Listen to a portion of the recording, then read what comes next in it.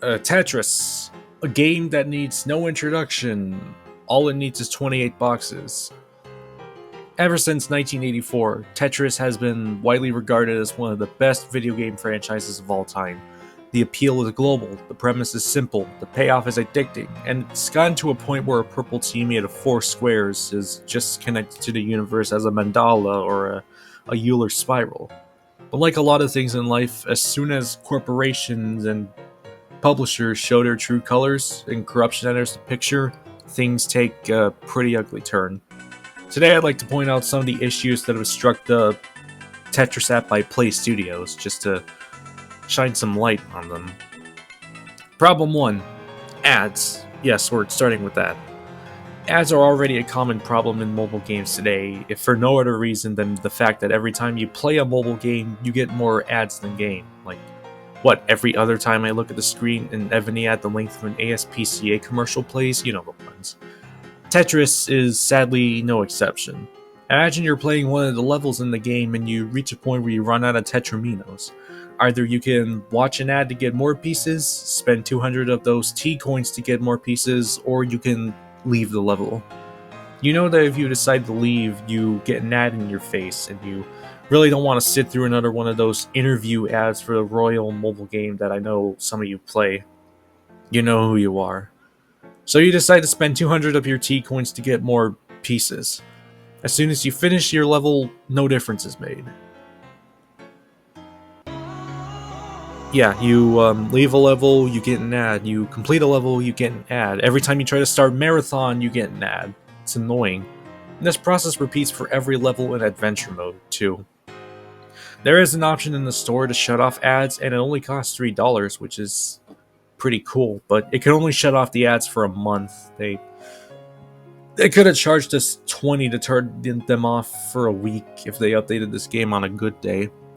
PlayStudios has released another solution in the form of skip ad tickets, which I am thankful for, but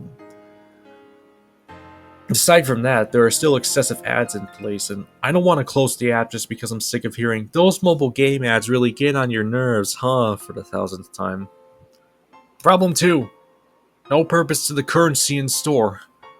The Tetris app also has a couple issues when it comes to the typical mobile game app move of having microtransactions in stores. That being the store you go to is lacking in anything and the T-coins have no value. You can't really use your T-coins for anything besides continuing a level, and T-coins are the only things you could purchase on the store with actual money. That and skip ad tickets, bundle, starter pack, that's just more T-coins, and that 30-day no ad thing I mentioned earlier. That's it. Tetris, back in its short-lived network days, had themes you could select from, and I always appreciated that. You could play Tetris however you liked. I always liked the Neon Future theme because I can work with such a theme in general. I like sci-fi stuff, and Shooting Stars isn't bad either. I really vibe with Shooting Stars. But then PlayStudios came onto the scene, and in later updates took away our themes and other nice additions. Why do I mention themes? It's because they could have implemented stuff in the shop that gives the T-coins more value and more purpose. Bring back the themes and add a pricing to them in T-coins, and there you go. It brings meaning back into having microtransactions, especially if you mix it in with the limited edition runs that the app does have. But that's probably never going to happen. You get more coins in the MyVIP program than you do the actual in-game currency, and that says a lot. Problem 3. MyVIP. What's the point? MyVIP is the name of a system that PlayStudios implements to their games. If you get good enough at your game, you'll gather enough loyalty points to allegedly enter sweepstakes. I don't trust MyVIP as it is. It sounds like honey. It's another one of those too good to be true things. I don't trust the whole, if you get good enough at this game, you can win enough loyalty points to earn a trip to a 5-star restaurant. And to add to that, not only does the system apply to Tetris, but all these other games. A lot of these are slot machine games. Just think about that. There's a time and a place to say, let's go gambling, and I have my doubts that these should count. The only other reason I wouldn't trust it is because it sounds stupid when you tell somebody about it out loud. Imagine how it feels when you tell somebody, hey, I managed to enter a gelato BOGO by playing Tetris. That sounds like the first draft was Scott the Woz joke, not like something that could actually happen, or should happen. MyVIP also does have Tetris-only events and awards, and I purchased like 11 things from the system because they were focused on the Tetris brand. Other than that, just let me convert all my MyVIP points into T-coins and I'll be on my merry way. Problem 4. More ways to play, please. Another thing that was taken away from us when Network became playstudios was the various different modes. Just in case you didn't think the app was barren and empty as it is. We had Marathon, the classic Tetris that everybody's tried at least once.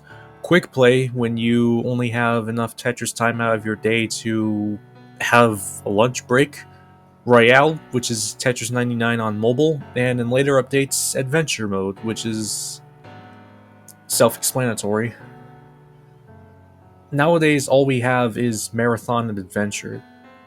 I don't really see why we need Adventure since the only objectives it has are 1. Clear this many points, 2. Get this many lines, 3.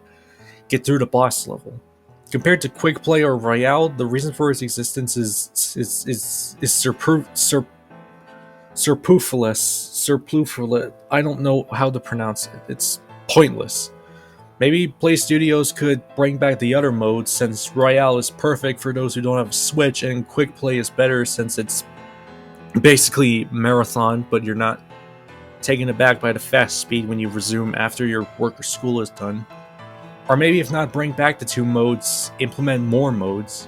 Maybe you could bring back Tetris Blitz, where gaining points in the millions using power-ups and spending coins is the name of the game. Maybe they can have Tetris Time Warp from Tetris Forever, where if you clear a certain number of lines, you're taken back through time to old games.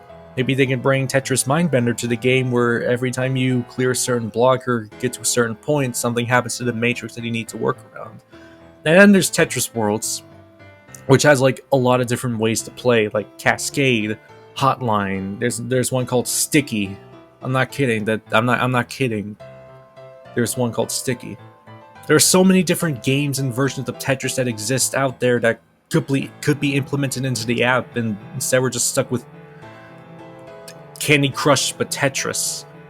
I don't think a block stacker needs to follow in the footsteps of the endless level game genre. To conclude, Tetris is a game that's beloved by many, and a mobile app after the EA app's sad removal has the potential to be a worthy successor. But because of these issues that strike the current version, playstudios isn't really doing the game justice. It's holding the game down at best. Even with the new tweaks added, like the new and improved Teams feature, there's still many things that Tetris on mobile needs to be the best of the best, but until then, I guess playing it on a credit card-sized device or a Game Boy Pocket will have to do. Thank you for sticking around and hearing me talking about this game. Catch you later.